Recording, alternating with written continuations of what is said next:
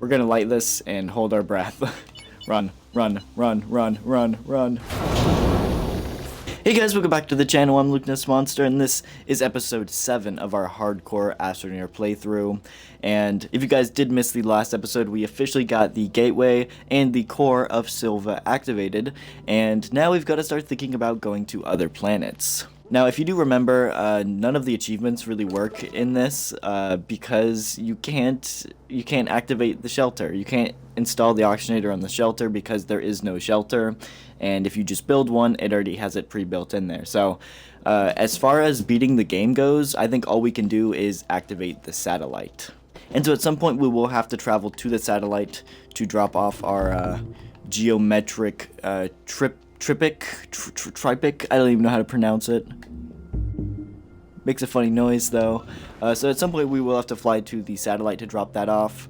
But really, to beat this game, all we're going to have to do is activate all of the planets and moons. So what we really need to start thinking about doing is getting ready and flying to DeSolo to get the moon activated.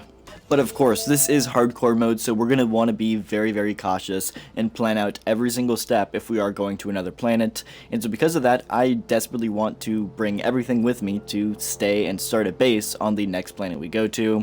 And so if the next planet we go to is DeSolo, I think we're going to need a large shuttle to bring all of that base building supplies with us. And believe it or not, we've actually already been to Glacio in this playthrough, and so we have titanium and we have all the resources we need. We have enough bytes. We already have everything we need to build a large shuttle. So I think the first thing we're gonna do is let's start by purchasing the large shuttle here. 5,000 bytes, that is a lot, but I think it is going to be necessary for this playthrough. Now, of course, there is still one titanium alloy and one ceramic. As far as ceramic goes, check, pretty easy. We'll go ahead and throw this right here. Titanium alloy is a little bit different. We're going to need to put this into our chemistry lab, and it does take nitrogen and graphene. Nitrogen is no problem. We can get that here on Silva, but as far as graphene goes, it's going to take a lot more work. We're going to need to start off 2 ammonium to make into hydrazine here, and we do have our 1 hydrogen to make the hydrazine. Now we can go ahead and actually switch this over to nitrogen. Now that the sun has gone down, we have like no solar power, and so power is going to be something we're going to have to think about moving forward in this series too, because this is very, very painfully slow. But to make graphene, we're going to need some graphite, and I don't believe we have any graphite here with us, so I may hop into my little buggy here and hopefully find some graphite. Ooh, there is graphite right up there. That is perfect. Oh no, oh no, no, no, no, don't, no, no, no. Okay, I'll try not to go too far from that, as we're gonna need the oxygen, but only got 3 graphite. I'm gonna try to get as much out of this deposit as we can, and then we'll head back to base. And that looks like we pretty much got everything out of that deposit as we could. A little unfortunate, but let's go ahead and start heading back to base. Ooh, look at that right there. There is just a random packager chilling. We can always use a packager. Well, there we go. Looks like our nitrogen is done, so we can throw that on here. We can also throw our graphite on here as well and make some graphene. And of course, that gives us plenty for titanium alloy. And so now looking at our recipe book here, we still need 2 exochips. I don't believe I have any exochips, so we're going to have to go and find some exochips, which hopefully is not as hard as I'm thinking it will be, but to do that we're going to need some dynamite, and this is our last piece of dynamite here, so hopefully we can get 2 exochips from 2 of those exo caches, because I'll be all out of dynamite if not. Anyway, I'm going to start going into the woods and looking for some exochips, because that's normally where they spawn, is like the woods and caves. They're the little green icon on your... the green or blue icon? I think it's the green icon. I guess it might be the blue though. And we'll see, but they normally spawn in either wooded areas or the caves, and I don't really want to drive into a cave right now. Okay, so it does look like the blue icons are the little like mystery crates here, so not really what we're looking for. We just gotta drive around until we find some of the green icons. And there is a green icon right there. That is exactly what we needed to see. There's 2 green icons. Maybe if we put both of these caches together... There's 3 green icons? How does that work? How is there no green icons by me, but there's 3 right here?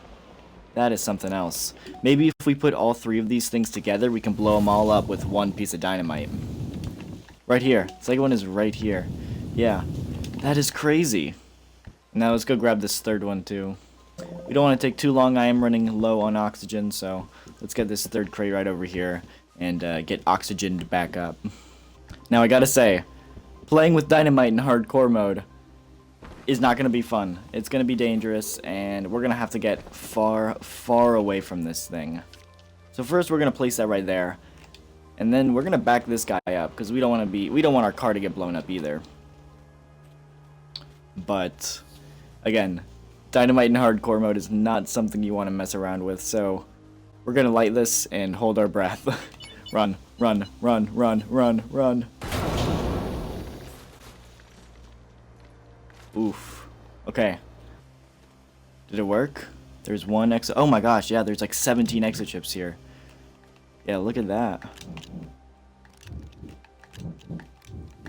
But yeah, look at that. We ended up getting 3 things of scrap and 7 exochips.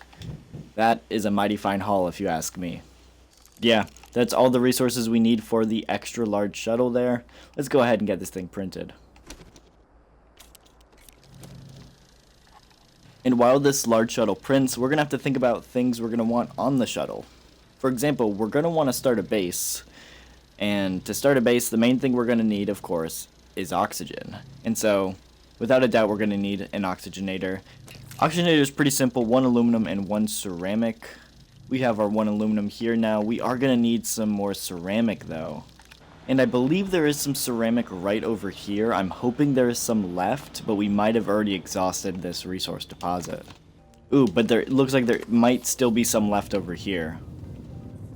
Alrighty, well, we've pretty much gotten everything we can out of this deposit, so we did end up getting 2 clay, which is more than we needed. We only needed 1, so let's go ahead and head back.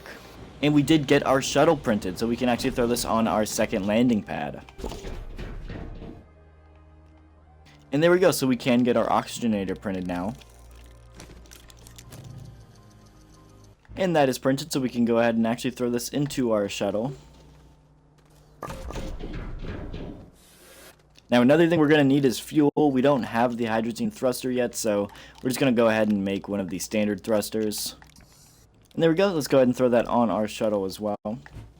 Now definitely one thing we're going to need is just some platforms with some resources. Obviously once we get there, we're going to need to store stuff, so I think some platforms like this are going to work perfectly.